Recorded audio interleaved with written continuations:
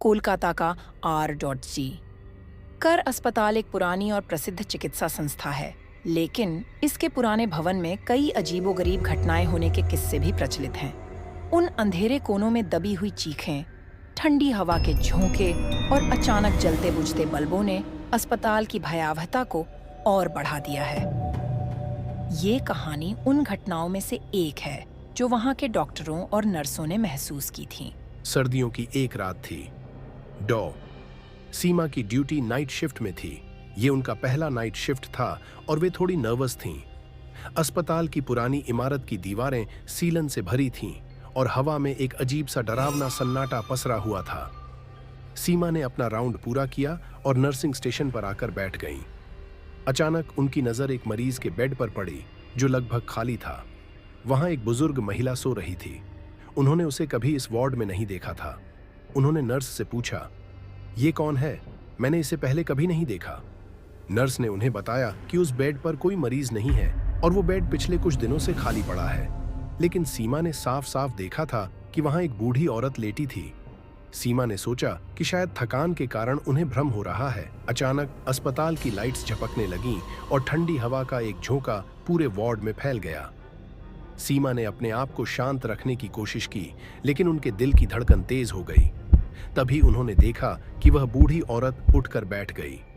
उसकी आंखें गहरी काली थीं और उसका चेहरा विकृत और भयानक था। वो औरत धीरे धीरे सीमा की तरफ बढ़ने लगी। सीमा ने डर के मारे अपनी जगह से हटने की कोशिश की, लेकिन उनके पैर मानो जम गए थे। बूढ़ी औरत ने अपनी झुर्रीदार उंगलियों से सीमा की तरफ इशारा किया और धीमी मगर गूंजती हुई आवाज में बोली, तुम मुझे नहीं बचा पाई, अब तुम्हारी बारी है। अचानक वह औरत गायब हो गई और सब कुछ फिर से सामान्य हो गया।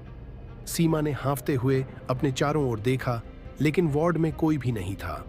उस बूढ़ी औरत का कोई नामो निशान नहीं था। सीमा ने अगली सुबह अपने सीनियर डॉक्टर से बात की और इस घटना का जिक्र किया। सीनियर डॉक्टर ने गहरी सांस लेते हुए बताया कि कुछ साल पहले एक महिला की मौत उसी बेड पर हुई थी और उसकी आत्मा अब भी उस अस्पताल में भटक रही है। कई लोगों ने उसे देखा था, लेकिन कोई भी उस घटना के बारे में बात करने की हिम्मत नहीं करता।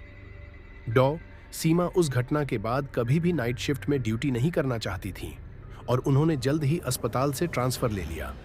लेकिन आज भी R.G।